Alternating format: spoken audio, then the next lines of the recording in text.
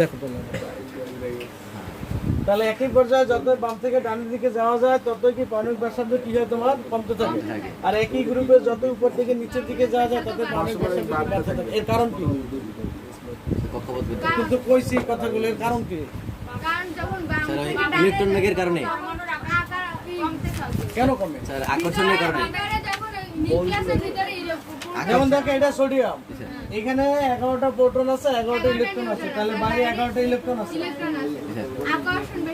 ঠিক আছে? আকর্ষণ তুলনামূলকভাবে এর থেকে কম। এটা যদি দেখি ম্যাগনেসিয়াম এর 12টা আছে, কয়টা আছে? 12টা ইলেকট্রন আছে, আবার 12টা প্রোটন আছে, তাহলে এদের মধ্যে আকর্ষণ শক্তিটা একটু বেশি। এইখানে যদি আমরা ক্লোরিনে যাই, ক্লোরিনে কত? 17, বাইরে 17টা ইলেকট্রন আর ভিতরে 17টা কি আছে? প্রোটন আছে, তাহলে এদের মধ্যে আকর্ষণ শক্তি আরো বেশি। এই আকর্ষণ শক্তি বেশি হওয়ার কারণে এই মৌলটা ছোট হয়ে যায়, ঠিক আছে?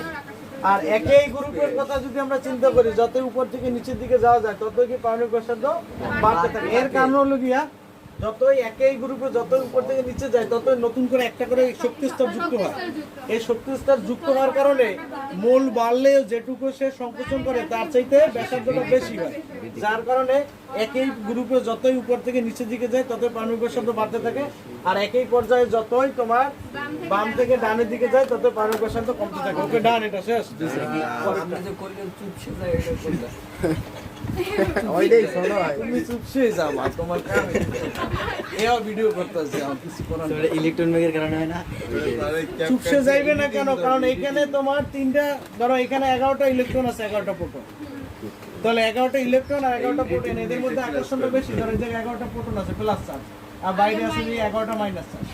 এখন যদি আমি ওই একই জিনিস করি, এখানে যদি 15টা দিই প্রোটন আর 15টা ইলেকট্রন দিই, তো ইলেকট্রন আর প্রোটনের মধ্যে আকর্ষণটা বেশি হবে না? সংখ্যাই তো বেশি, তো আকর্ষণ শক্তি বেশি হবে না? হ্যাঁ, বেশি হবে কিনা? আচ্ছা, এখন একটা জিনিস বুঝায়, মনে করো একটা তুমি একটা কিছু বাদলা, একটা সুতো দিয়ে বাদলা, শক্ত বেশি হইবে না 5টা সুতো দিয়ে বাদলে শক্ত বেশি হইবে? এই কাহিনীটা এই জায়গায়, একটা দিয়ে বাদলে ধরো আকর্ষণটা কম, মানে শক্ত কম হইবে, আর ইলেকট্রন প্রোটন বেশি থাকলে তাদের আকর্ষণ শক্তি বেশি। বুঝছো? ক্লিয়ার? তাহলে উদ্দীপকের পর্যায়ে না বাম থেকে ডানে গেলে তোমার ইলেকট্রন আসক্তির মানের পরিবর্তন বিশ্লেষণ করা। আগে আমাদের মনে রাখতে হবে ইলেকট্রন আসক্তি বলতে কি বোঝায়। কেটা বলতে পারো ইলেকট্রন আসক্তি বলতে কি বোঝায়? ইলেকট্রন আসক্তি কাকে বলে? আর কও তুমি ইলেকট্রন আসক্তি কি? অবস্থায় কোন মৌলের পরমাণু থেকে এক মোল ইলেকট্রন প্রবেশ করে এক মোল ঋণাত্মক আয়নে পরিণত করতে যে পরিমাণ শক্তি নির্গত হয় তাকে ইলেকট্রন আসক্তি বলে। তাকে বলে ইলেকট্রন আসক্তি বলে। আচ্ছা,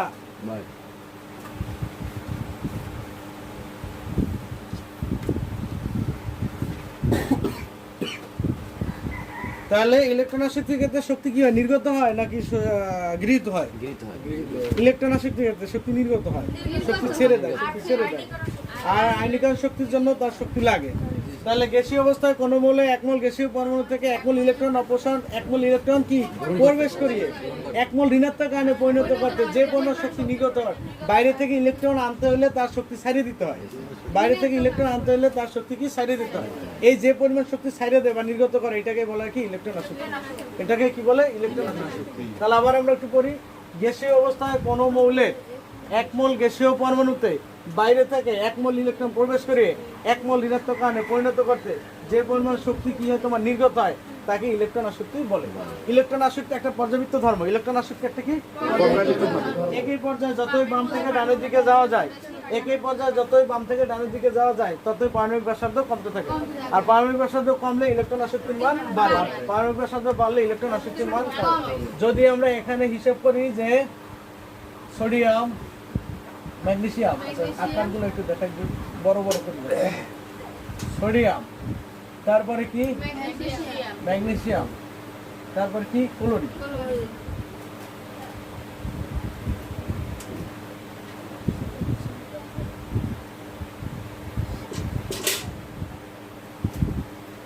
এই তিনটার মধ্যে যদি আমরা লক্ষ্য করি তাহলে দেখো এখানে সোডিয়ামের কক্ষপথ 3টা, ম্যাগনেসিয়ামের কক্ষপথ কয়টা? 3টা, আর ক্লোরিনের কক্ষপথ কয়টা? 3টা।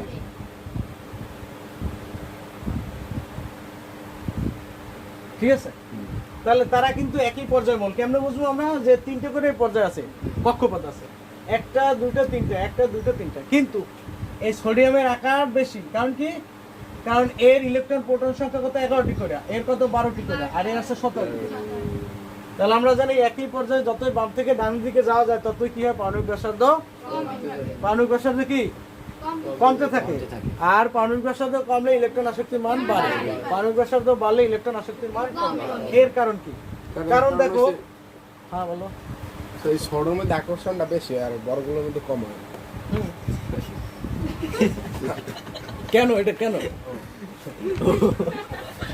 ছোটটার আকর্ষণ বেশি হইবে আর বড়টার আকর্ষণ কি হইবে, কম হইবে। এর কারণ হলো গিয়া বাইরে থেকে একটা ইলেকট্রন প্রবেশ যদি করতে চায়, এই কেন্দ্রে আছে প্লাস চার্জ, তাহলে এর দূরত্ব বেশি না এইখান থেকে আমি একটা ইলেকট্রন প্রবেশ করলে কার দূরত্ব বেশি, না এইখান থেকে একটা ইলেকট্রন প্রবেশ করলে দূরত্ব কার বেশি? দেখো এটা দূরত্ব বেশি, এটা দূরত্ব বেশি না, তাহলে ইলেকট্রন আসক্তির মান কম। এটা দূরত্ব কি কম, কম, তাহলে ইলেকট্রন আসক্তির মান বেশি। এটা দূরত্ব আরো কম, তার মানে এর ইলেকট্রন আসক্তির মান বেশি। তার মানে আমরা বুঝতে পারি ব্যাসার্ধ বাড়লে ইলেকট্রন আসক্তির মান কমে, আর ব্যাসার্ধ কমলে ইলেকট্রন আসক্তির মান বাড়ে। অর্থাৎ একই পর্যায়ে যতই আমরা বাম থেকে ডানের দিকে যাই ততই পারমাণবিক ব্যাসার্ধ কমে, পারমাণবিক ব্যাসার্ধ কমলে ইলেকট্রন আসক্তির মান বাড়ে, পারমাণবিক ব্যাসার্ধ বাড়লে ইলেকট্রন আসক্তির মান কমে। তাহলে এখন যদি এই মোলগুলো থেকে আমরা যদি হিসাব করি, তাহলে এখানে ক্লোরিনের সবচেয়ে ইলেকট্রন আসক্তির মান বেশি, ঠিক আছে। ক্রোম যদি হিসাব করি, ইলেকট্রন আসক্তি ক্রোম, ইলেকট্রন আসক্তি ক্রোম, ইলেকট্রন আসক্তি ক্রোম যদি আমরা লিখি, সবচেয়ে বেশি হচ্ছে ক্লোরিন, তারপরে কি ম্যাগনেসিয়াম, তারপরে কি আছে স্যার ওই ঊর্ধ্বক্রম আর অর্ধক্রমটা আছে এটা হচ্ছে ঊর্ধ্বক্রম অনুসারে, অধক্রম অনুসারে, অধক্রম বড় থেকে ছোট, বড় থেকে ছোট। সবচেয়ে বেশি ক্লোরিন, তারপর ম্যাগনেসিয়াম, তারপর সোডিয়াম। এটাকে তুমি উল্টো ভাবে লিখতে পারো যদি কেউ এইভাবে লেখো, অথবা সোডিয়াম লেস দ্যান কত, ম্যাগনেসিয়াম লেস দ্যান কত ক্লোরিন। এতেও বোঝা যায় ক্লোরিনের বেশি, তারপর ম্যাগনেসিয়াম, তারপর কি সোডিয়াম। ঊর্ধ্বক্রম এটা। এখন এই যে কথাগুলো আমি বলছি এগুলো খাতায় লেখা লাগবে তোমার পরীক্ষার সময়, আমি তো লিখে দিলাম না। যদি প্রয়োজন মনে করা হলে আমি লিখে দিতে পারি, তাহলে আমি বলি তো বললাম, বুঝলি বিষয়টা? এই যা কইছি এগুলো লিখলে আগে সংজ্ঞাটা লিখতে হবে যে আসলে ইলেকট্রন আসক্তি কি।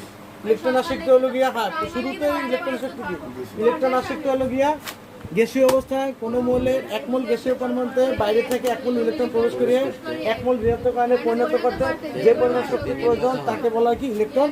যে পরিমাণ শক্তি নির্গত হয় তাকে ইলেকট্রন আসক্তি বলে। ইলেকট্রন আসক্তি একটা পর্যাবৃত্ত ধর্ম। একই পর্যায়ে যতই বাম থেকে ডানের দিকে যাওয়া যায় তত পারমাণবিক ব্যাসার্ধ কমে, পারমাণবিক ব্যাসার্ধ কমলে ইলেকট্রন আসক্তির মান বাড়ে, পারমাণবিক ব্যাসার্ধ বাড়লে ইলেকট্রন আসক্তির মান কমে। এখন এরপরে তুমি এই কথাগুলো লেখার পরে তুমি প্রশ্ন চলে আসবে যে উদ্দীপকতে আমরা দেখতে পাই সোডিয়াম, ম্যাগনেসিয়াম এবং ক্লোরিন একই পর্যায়ভুক্ত, তৃতীয় পর্যায়ের মোল। এই ক্ষেত্রে সোডিয়ামের পারমাণবিক ব্যাসার্ধ সবচেয়ে বেশি এবং ক্লোরিনের পারমাণবিক ব্যাসার্ধ সবচেয়ে কম। সুতরাং ক্লোরিনের আয়নীকরণ, ক্লোরিনের ইলেকট্রন আসক্তির মান বেশি আর সোডিয়ামের ইলেকট্রন আসক্তির মান কম। ওকে, আর ভালো লাগবে এটা? ডান ডান।